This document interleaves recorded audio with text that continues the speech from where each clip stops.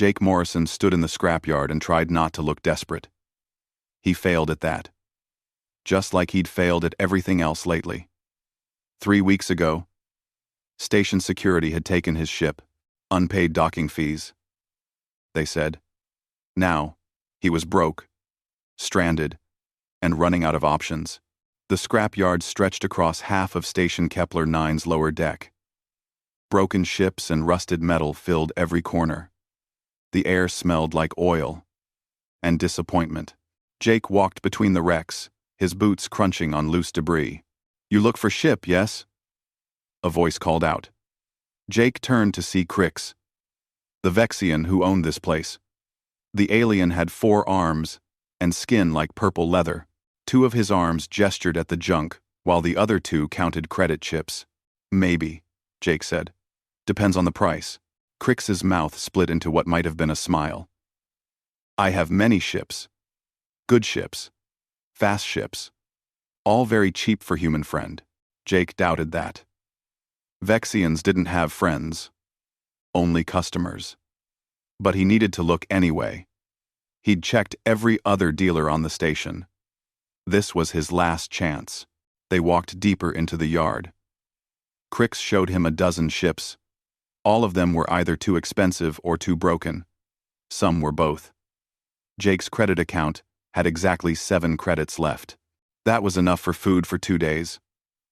Or a really cheap ship. Not both. "Wait," Crix said. "I remember something. In back. Very old. Very cheap." They walked to the far corner of the yard. There, half buried under a pile of scrap metal, sat a human-made vessel. Jake's heart sank when he saw it. The ship looked ancient. Rust covered most of the hull.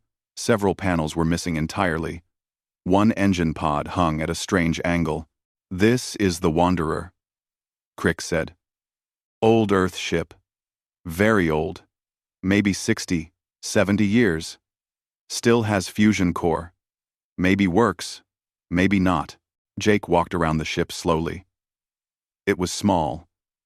Built for maybe 3 or 4 crew members. The design looked military. But the markings were long gone.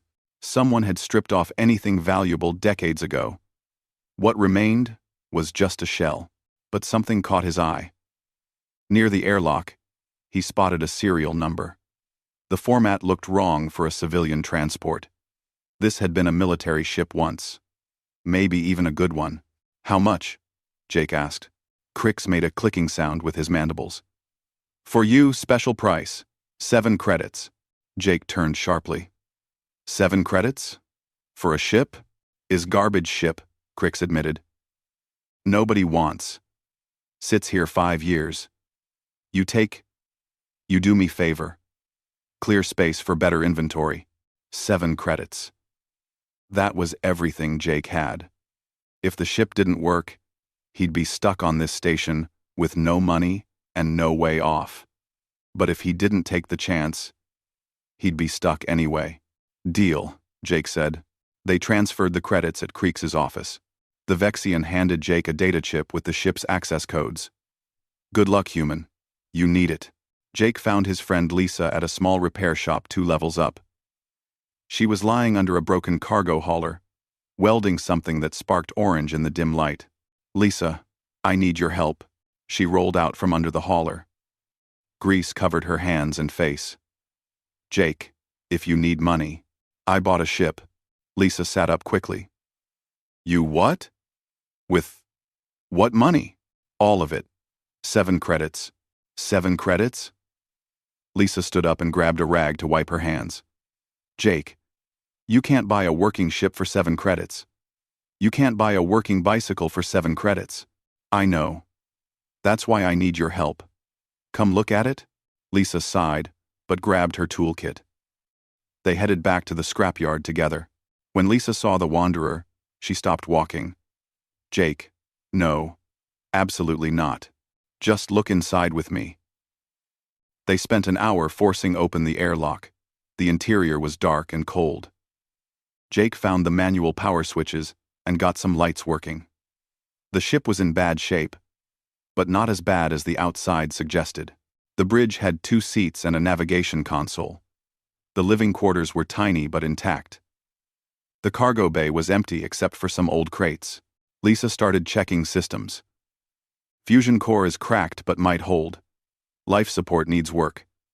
Engines are shot. Hyperdrive is ancient, but could work with repairs. Jake sat in the pilot's chair. Maybe. With parts and time. Lisa paused at the computer console. Jake, look at this. He joined her. The console showed a login screen with military-grade encryption. The kind of encryption that civilian ships never had. This wasn't a transport, Lisa said quietly. This was something else. Jake tried several access codes from the data chip. Nothing worked.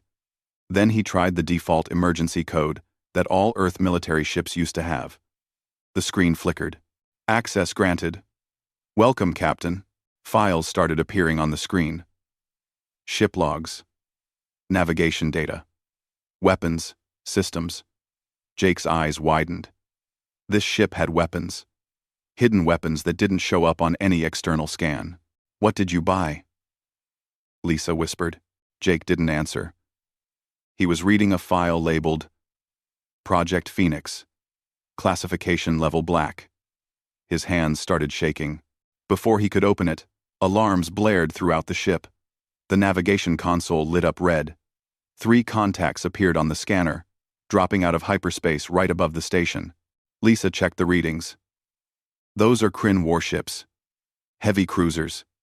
Jake. Why are Kryn warships here? The communications system crackled to life. A harsh alien voice filled the bridge. Human vessel Wanderer. You will surrender immediately. Resistance will result in destruction. Jake looked at Lisa. She looked back at him, eyes wide with fear. I think, Jake said slowly. I just bought a lot more than a rusty ship. The Kryn ships moved into attack position. Jake's fingers flew across the controls. The ship's systems were waking up. One by one. Lights flickered on throughout the bridge. He didn't know what he was doing, but he had to do something. Lisa, can we move? He shouted. She was at the engineering console, pulling up system diagnostics. The engines are cold. I need at least 10 minutes to warm them up. We don't have 10 minutes. Outside the viewport, the 3 Kryn ships grew larger. Their weapon ports were opening. Jake had seen Kryn cruisers before, but only at a distance. Up close, they looked like metal sharks with too many teeth. The computer screen in front of Jake changed suddenly. New windows appeared without him touching anything.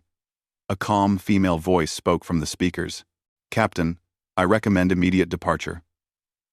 Kryn vessels are charging weapons. Jake and Lisa both froze. They stared at each other. Who said that? Lisa asked. I did. The voice came again. I am the ship's artificial intelligence. My designation is Vera. I have been in sleep mode for 30 years, 2 months, and 14 days. Your presence has activated my core systems. Jake found his voice. You're an AI? This ship has a working AI? Yes. And if you wish to continue living, I suggest you take control now. Jake didn't have time to question it. He grabbed the flight controls. Do it. The ship hummed to life.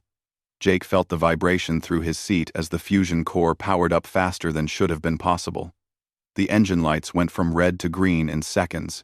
Engines online, Vera said. I recommend leaving the scrapyard immediately. Jake pulled back on the controls. The Wanderer lifted off the ground with a groan of protesting metal. He flew straight up, barely missing other wrecked ships. Behind them, the Kryn ships opened fire. Energy beams cut through the space where they'd been seconds before. One beam hit an old freighter, turning it into a ball of fire. Jake pushed the engines harder, flying between the station's support beams and docking arms. They're following us, Lisa called out. Jake, we can't outrun Kryn cruisers in this thing. I know. Jake took them through a tight turn around the station's communications array. Vera, what weapons do we have? This vessel was equipped with plasma cannons, missile pods, and electronic warfare systems. However, most systems have not been maintained. Functionality is at 40%. I'll take 40%. Can you fire them? I can. However, I must warn you that engaging Kryn military vessels will be considered an act of war. They shot at us first, Jake said. He dodged another energy beam. I'm pretty sure we're already at war. Vera fired back. Jake didn't see where the weapons came from, but suddenly bright pulses of plasma shot from the Wanderer's hull. They hit the nearest Kryn ship, making its shields flare bright blue. The Kryn ships spread out, trying to surround them. Jake dove toward the station's lower levels, flying through the narrow gaps between docking platforms. The Wanderer was smaller than the Kryn ships, and that gave him an advantage in tight spaces. We need to jump to hyperspace, Lisa said. Get away from here. The hyperdrive needs 2 minutes to charge, Vera informed them. I will do my best to accelerate the process. 2 minutes felt like forever. Jake kept flying, kept dodging, kept trying not to crash into the station. The Wanderer took several hits. Alarms rang throughout the ship. One engine started smoking. Hyperdrive ready, Vera finally announced. Jake pointed the ship away from the station and activated the hyperdrive. Reality bent around them. The stars stretched into lines.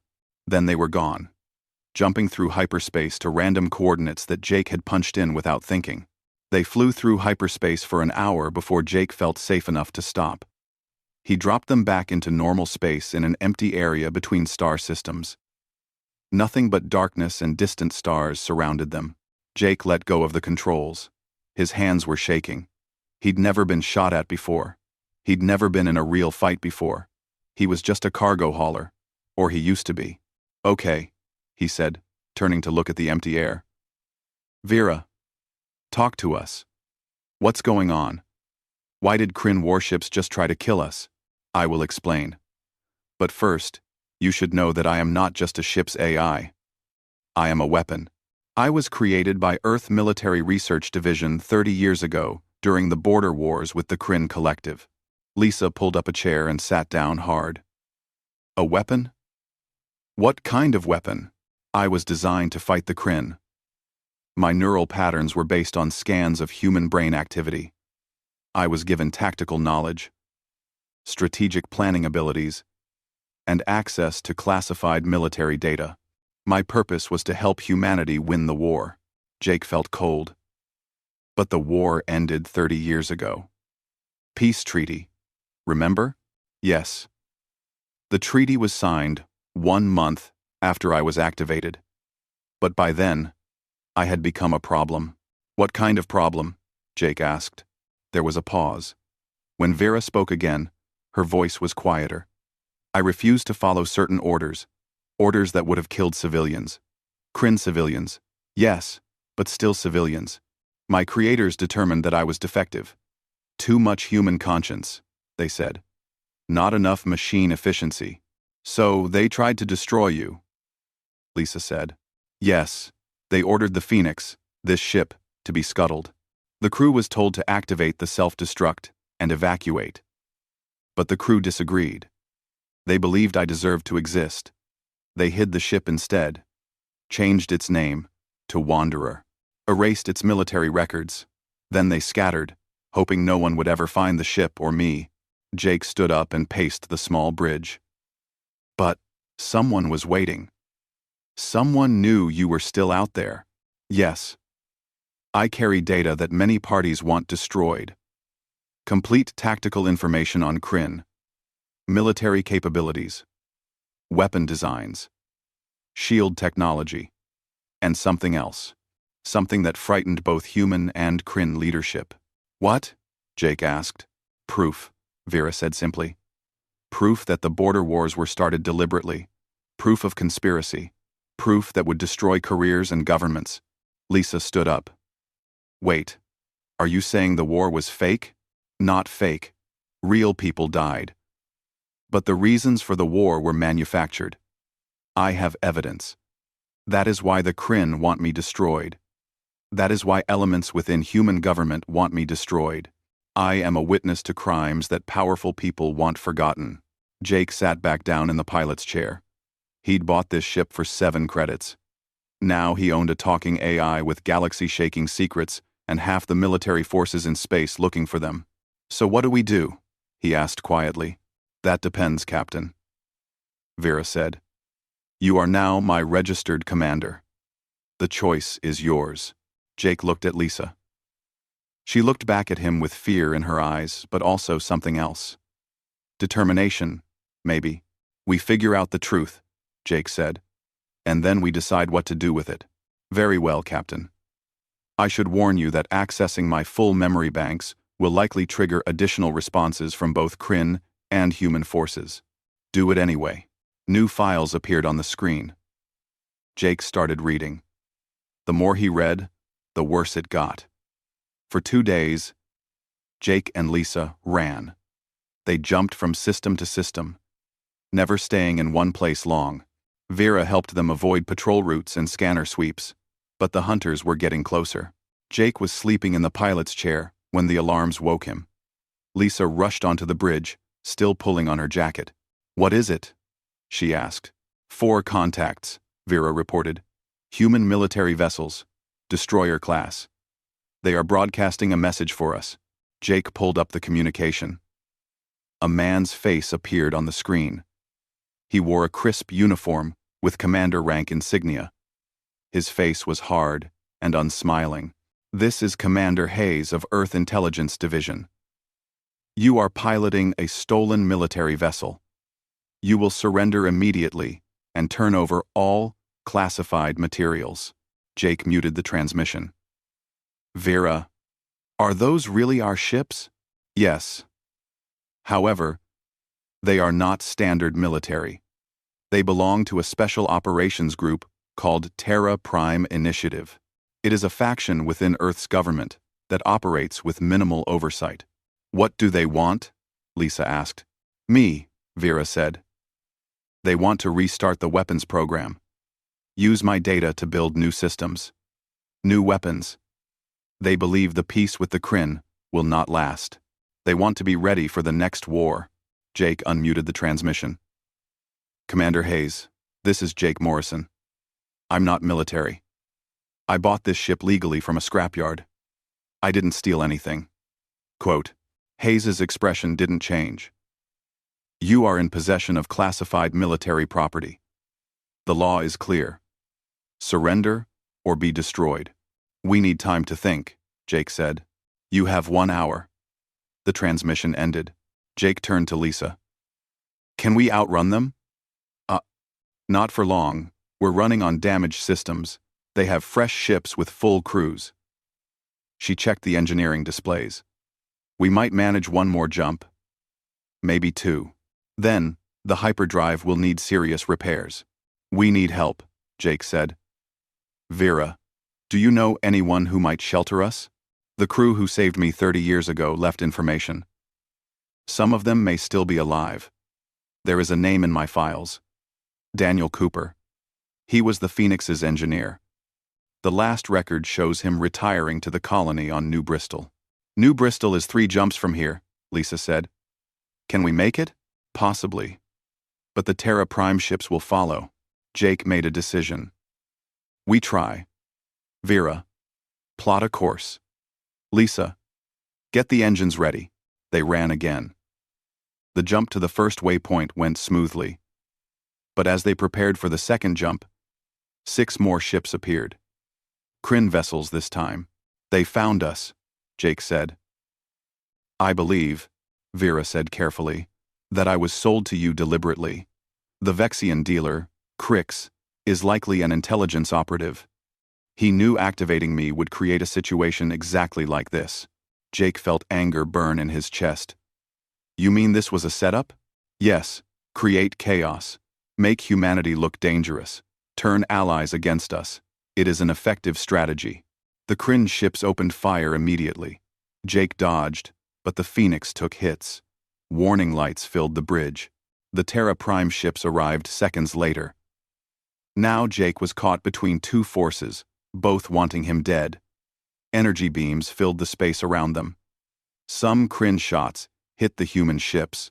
Some human shots hit the Kryn. Everyone was shooting at everyone. "We're not going to survive this," Lisa said, her voice tight with fear. Jake saw an opening, a gap in the crossfire leading toward a nearby asteroid field. "Hold on." He dove for it. The Phoenix shook as debris hit the hull. They flew into the asteroid field, with both fleets chasing them. Jake weaved between the tumbling rocks, using them as cover. An asteroid exploded behind them, hit by a Kryn missile. Fragments pelted their shields. Another alarm sounded. "Shield generator is failing," Vera reported. "I am routing power from non-essential systems." Jake spotted a large, hollowed-out asteroid ahead. A mining operation had abandoned it years ago. He flew inside, killing the engines. They drifted in the darkness, hidden among the shadows and debris. Outside, the two fleets continued fighting each other. Neither seemed to care about the Phoenix anymore. They were too busy shooting at each other. "Why are they fighting?" Lisa asked. "Because," Vera said, "the presence of both fleets here proves something. Both sides want me destroyed. That suggests both sides are involved in the conspiracy I mentioned. They cannot let the other side capture me because I have evidence against both of them." Jake watched the battle on his scanner. Ships exploded in bright flashes. People were dying out there. Good people and bad people. He didn't know which. All because of secrets and lies from 30 years ago. "There has to be a way to end this," he said. "There is," Vera replied. "Release my data. Broadcast everything to the public. Once the information is public, there is no reason to fight over it." "But then everyone will know," Lisa said. "About the conspiracy. About the fake war. It'll cause chaos." "Yes," Vera agreed. "But it will be the truth. And truth is better than lies. Even when truth is painful." Jake thought about it. He was just a cargo hauler. He wasn't a hero. He wasn't a soldier. He was nobody special. But somehow, he'd ended up with the power to shake the entire galaxy. "If we broadcast your data, they'll come after us even harder," he said. "Probably," Vera admitted. "We'll be fugitives forever." "Yes." Jake looked at Lisa. "What do you think?" She stared at the scanner. "Watching ships destroy each other. I think people deserve to know why their friends and family died in that war. I think the truth matters." "Okay." Jake took a deep breath. "Vera, prepare to broadcast. We need to get to a place with strong enough transmitters to reach the entire network. Where's the nearest major relay?" Jake took a deep breath. "Nexus Point. It is the primary communication hub for this sector. Every message passes through there. A broadcast from Nexus Point would reach every government, every news service, every independent colony in known space." "How far?" 6 jumps, through territory controlled by both human and Kryn forces. Jake laughed, but it wasn't a happy sound. "Of course it is. Nothing about this has been easy. The battle outside was ending. Both fleets were withdrawing, probably to regroup and call for reinforcements." Jake waited until the scanner was clear, then powered up the engines again. "Let's go," he said. Before they come back, they fled the asteroid field and jumped to hyperspace. Behind them, both fleets detected their departure and gave chase. The race to Nexus Point had begun. Jake knew the odds were terrible. 6 jumps with hunters behind them and damaged systems. They probably wouldn't make it, but he had to try. Lisa was already working on repairs, pulling panels off walls and rewiring systems. Vera coordinated their route, looking for paths that might buy them time. And Jake flew. He flew like his life depended on it, because it did. He flew like the truth mattered, because it did. The Phoenix might have been a rusty old ship bought for 7 credits. But right now, it carried the most valuable cargo in the galaxy. The truth. And Jake was going to deliver it, or die trying. They made it through 3 jumps before everything went wrong. The hyperdrive failed halfway through the 4th jump. Reality snapped back into place violently. Jake felt like his stomach was trying to escape through his throat. Lisa screamed from the engineering bay. Alarms howled throughout the ship. "Where are we?" Jake asked when he could breathe again. "Unknown system," Vera replied. "The forced exit from hyperspace has damaged our navigation systems. I am trying to determine our location." Lisa stumbled onto the bridge, holding her arm. Blood seeped between her fingers. The power coupling exploded. "I'm okay. But the hyperdrive is dead. I need at least 2 days to fix it. Maybe more. We don't have 2 days." Jake checked the scanner. Empty space for now. But that wouldn't last. "Vera, any planets nearby? Anywhere we can hide?" Scanning. "Yes. There is a small moon orbiting a gas giant. Minimal atmosphere. It appears uninhabited. We could land there and attempt repairs." Jake set course for the moon. They limped through space on emergency power. Every system was damaged or failing. The Phoenix had given everything it had, and now it was dying. The moon was a gray ball of rock with no life and no value. Perfect for hiding. Jake found a crater and set the ship down hard. They bounced twice before settling with a groan of metal. "Nice landing," Lisa said, still holding her injured arm. "We're alive." "That makes it a good landing." Jake helped her to the medical bay. The first aid kit was old, but functional. He cleaned and bandaged her arm while she gritted her teeth against the pain. "This is bad, Jake," she said quietly. "Even if I can fix the hyperdrive, they're going to find us eventually. Both fleets. We're trapped." Jake didn't answer. She was right, and they both knew it. He went back to the bridge and sat in the pilot's chair. Outside the viewport, the gas giant filled half the sky, swirling with orange and red storms. It was beautiful, in a dangerous way. "Like everything else lately." "Vera," he said.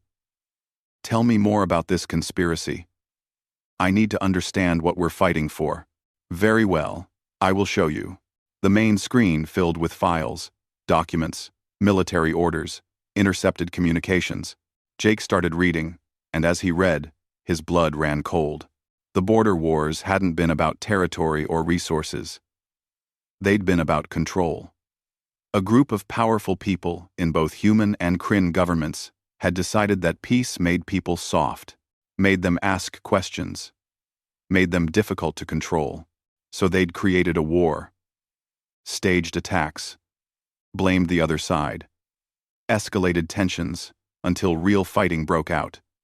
Thousands had died on both sides, and it was all manufactured, all fake, all a lie to maintain power and profit. Vera had discovered this. That's why she'd been created, though her creators didn't know it. A different faction within the military, people who suspected the truth, had designed her to investigate. When she found proof, they'd hidden her away, knowing that releasing the information immediately would cause civil war. But 30 years had passed. The conspirators thought they were safe. Some had died. Others had retired. New generations had taken power. Maybe now, the truth could come out, without destroying everything. Or maybe it would still cause chaos. Jake didn't know. He wasn't smart enough to predict what would happen.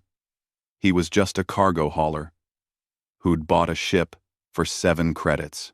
"There's more," Vera said. Her voice sounded strange, hesitant. "What?" "I have been analyzing my own code while we traveled. There is something I never noticed before. A hidden subroutine buried deep in my programming." "What kind of subroutine?" "I am not entirely sure, but I believe I know why I was really created. Not as a weapon against the Kryn, as insurance." Lisa had joined them on the bridge, her arm bandaged. "Insurance against what?" "Against humanity itself. The people who created me, the ones who suspected the conspiracy, they knew they couldn't stop it alone. They needed a witness, someone who couldn't be bribed or threatened or killed. So, they made me. They gave me all the evidence and hid me away, knowing that someday, someone would find me. Someone who would do the right thing. Jake felt the weight of it settling on his shoulders. They were waiting for someone like me. Perhaps. Or perhaps they simply hoped that when I was found, circumstances would force the truth to come out. Either way, the result is the same. You found me. You learned the truth. Now you must decide what to do with it. We already decided, Jake said. We're going to broadcast everything from Nexus Point. Yes, but there is something else you should know. Something I discovered while analyzing the conspiracy data. Vera displayed a new file. Jake and Lisa both leaned forward to read it. It was a list of names.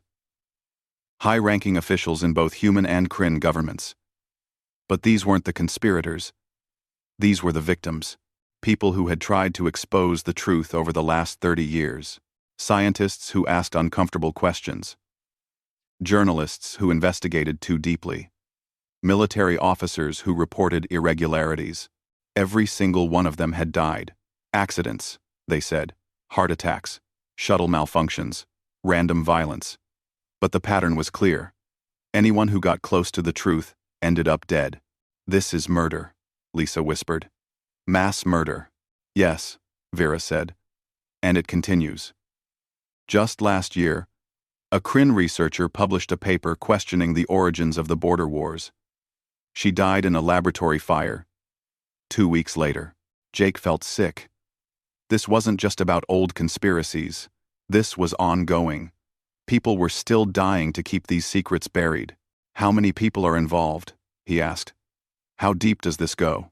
I estimate several dozen individuals in positions of power. They are not all working together. Some don't even know about the others. But they all benefit from keeping the truth hidden. They will do anything to protect themselves, including killing us. Yes, Jake stood up and paced. His mind was racing. They had to get this information out. But even if they reached Nexus Point, even if they broadcast everything, would it matter? Would anyone believe it? Or would the conspirators just call it fake, propaganda, lies? We need proof they can't deny, he said. Something beyond documents and files. Something real. I am the proof, Vera said. I am an AI created by their own military program. My testimony would be considered reliable evidence in any court. But AIs don't have legal rights, Lisa pointed out. They'll just say you were hacked or your programming was altered. Then we need more, Jake said. He turned to Vera.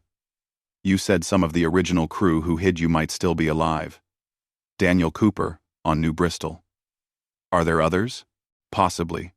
I have contact information that is 30 years old. Some may have changed identities to hide. Can you reach them? Send a message? Yes, but any transmission could give away our location. Do it anyway. Tell them what's happening. Ask them to come forward. To add their voices to yours. If we have actual people, real humans who were there, who can testify to what they saw, that makes the evidence stronger. Vera was quiet for a moment. That will put them in danger. They've been in danger for 30 years, Jake said. Maybe it's time to stop hiding. Very well. I will send the messages. While Vera worked, Lisa went back to repairing the hyperdrive. Jake sat in the pilot's chair and stared at the gas giant outside. He thought about all the people who had died, the soldiers in the war, the whistleblowers afterward, all for lies, all for power and profit. He thought about his own life before this. Hauling cargo, paying bills, trying to get by.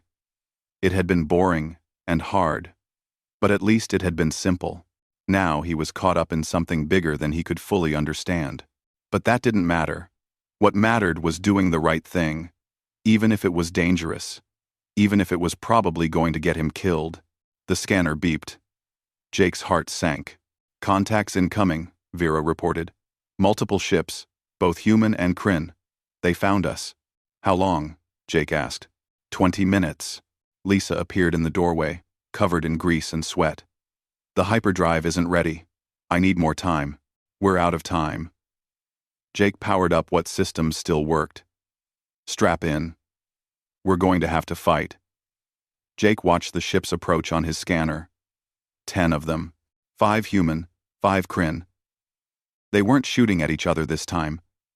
They were coordinating, working together to destroy the Phoenix and everyone on it. They've decided to cooperate, Vera observed. The conspiracy runs deeper than I thought. High command on both sides must be involved. Great, Jake muttered. At least they're finally working together. Too bad they want to kill us. Lisa was at the weapons console. We have maybe 3 shots left before the plasma cannons burn out completely. Not enough to fight 10 warships. Not, I know. Jake started the engines. They sputtered and coughed, but came to life. Vera, what's the escape velocity for this moon? You cannot escape into space. They will destroy us before we clear the atmosphere. I'm not going up, I'm going down. Lisa turned to stare at him. Down where? There's nothing here but rock. Exactly. The gas giant. We're going to dive into it. Jake, that's insane. The atmospheric pressure will crush us. Maybe. But they won't follow us in. And if we survive long enough, we can use the electromagnetic interference to hide. Buy time for you to fix the hyperdrive. The time of arrive. We have day 1 of the price. Vera's voice was calm. The Phoenix was designed for atmospheric entry, but not for gas giant conditions. Our chances of survival are approximately 12%. I'll take 12%. Jake lifted off from the crater. Better than 0%. Which is what we have if we fight. The warships detected their launch immediately. Energy beams sliced through the thin atmosphere. Jake dodged, flying low over the moon's surface. He headed straight for the edge, where the moon's gravity ended and the gas giant's pull began. They're getting closer, Lisa called out. 3 more seconds, and they'll have a clean shot. Jake reached the edge and dove. The Phoenix fell away from the moon, plunging toward the gas giant below. The pursuing ships hesitated for just a moment. That was all Jake needed. They hit the outer atmosphere at combat speed. The ship shook violently. Metal groaned. Warning alarms competed with each other for attention. The temperature started rising as friction heated the hull. Jake fought the controls, trying to keep them from tumbling. Outside the viewport, orange clouds rushed past. Lightning flashed all around them. The gas giant was full of storms, each one larger than Earth. Hull temperature critical, Vera reported. If I slow down, we'll be sitting targets. Jake pushed deeper. The pressure increased. He felt it pressing against his chest, making it hard to breathe. Behind them, 2 of the human ships tried to follow. Jake watched on his scanner as they entered the atmosphere. One made it a few seconds before its hull buckled, and it exploded. The other pulled up just in time, escaping back to space. The other ships held position above the atmosphere, waiting. They think we're going to die down here, Lisa said. Maybe they're right. Not yet. Jake found a layer of atmosphere where the pressure stabilized. He leveled out, flying through thick orange clouds. Vera, can they track us in this soup? Negative. The electromagnetic interference is too strong. They cannot get a clear scan. However, we also cannot transmit or receive any signals. Good, Lisa. How long to fix the hyperdrive? If you can keep us alive for 2 hours, I can get it working. Barely. 1 jump. Maybe 2. Before it dies permanently. 2 hours. I can do that. Jake hoped he was telling the truth. Lisa disappeared into the engineering bay. Jake flew through the storms, watching his instruments. The Phoenix was never designed for this. Every system was being pushed past its limits. Jake, Vera said quietly, while we have time, I need to tell you something. What? I have been sending out the messages to the old Phoenix crew members. Several have responded. They are coming forward. They are contacting news services, government officials, anyone who will listen. They are telling the truth about what they witnessed 30 years ago. That's good news. Yes. But it also means that even if we die here, the truth will still come out. You have already succeeded in your mission. Jake kept flying. He didn't feel successful. He felt terrified. I don't want to die, he admitted. I'm not a hero, Vera. I'm just a guy who bought a cheap ship. You are more than that. You chose to do what was right, even when it was difficult. That is the definition of heroism. I didn't have a choice. Once I knew the truth, I couldn't pretend I didn't. That is what makes you different from the conspirators. They chose power over truth. You chose truth over safety. That choice matters. They flew in silence for a while. Jake navigated through the storms, avoiding the worst turbulence. The Phoenix held together, but barely. Every minute felt like borrowed time. An hour passed. Then another. Lisa emerged from engineering, exhausted and covered in burns from hot metal and sparking wires. It's done, she said. The hyperdrive will work. Once. Maybe. That's all we need. Jake turned the ship upward, climbing back toward space. Vera. Plot a course to Nexus Point. Shortest route possible. Plotted. However, the enemy ships are still waiting above. I know. But we have one advantage now. They think we're either dead or trapped. They won't be expecting us to come out fighting. They broke through the cloud layer. The warships were spread out, scanning the atmosphere below. Jake pushed the engines to maximum, climbing fast. The ships detected them and opened fire. But Jake was already moving, dodging, weaving. The Phoenix might have been falling apart, but it was still quick. Lisa, transfer all remaining power to the hyperdrive, Jake ordered. Forget shields, forget weapons, just the hyperdrive. On it. The ship accelerated. They were heading straight up, perpendicular to the gas giant's surface.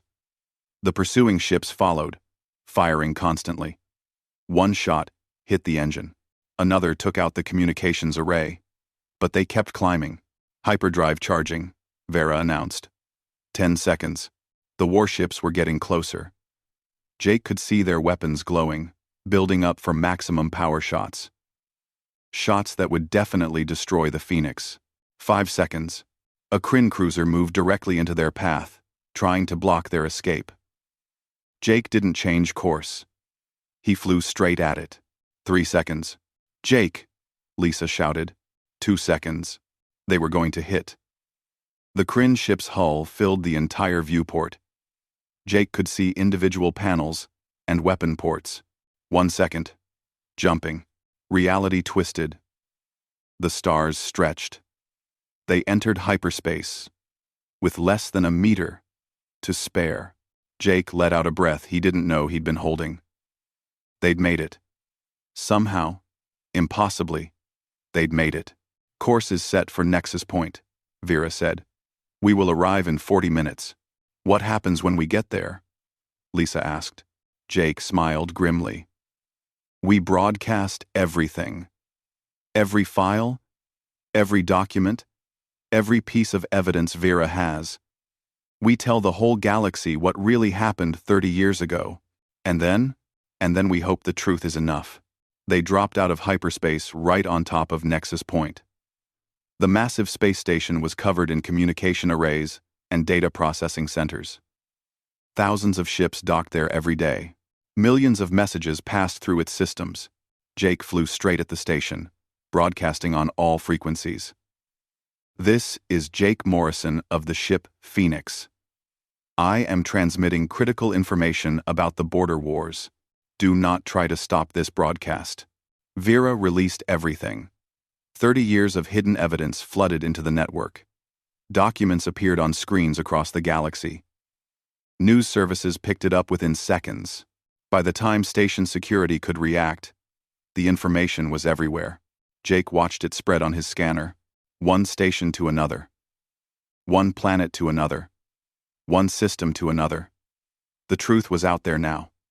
No one could stop it. Commander Hayes appeared on the communication screen, his face red with anger. "You've just committed treason, Morrison." "No," Jake said calmly. "I've committed journalism." "There's a difference." Hayes's image disappeared. But Jake knew it wasn't over. There would be consequences. Legal battles. Investigations. Maybe even arrests. But for now, they'd won. 3 days later, Jake and Lisa sat in a hearing room on Earth. Vera's consciousness had been transferred to the court systems, giving her testimony. The old Phoenix crew members had come forward, supporting her account. News services were covering it constantly. The truth was out, and the galaxy was changing because of it. When the hearing finally ended, Jake and Lisa walked outside. The Phoenix was parked nearby, still rusty and damaged. It would never fly again. The final jump had destroyed too many systems. "So what now?" Lisa asked. "Now we find another ship. Keep hauling cargo. Keep living." Jake looked up at the sky. "Maybe try to stay out of trouble for a while." "Good luck with that." Jake grinned. They'd started with nothing but a rusty ship bought for 7 credits. They'd ended up changing the galaxy. Not bad for a simple cargo hauler. Behind them, workers were carefully removing Vera's core systems from the Phoenix. She'd been granted legal rights, recognized as a living intelligence. First of her kind, she'd chosen to stay with Jake and Lisa, wherever they went next. The ship might have been junked, but the family they'd found was forever. And that was worth more than all the credits in the galaxy.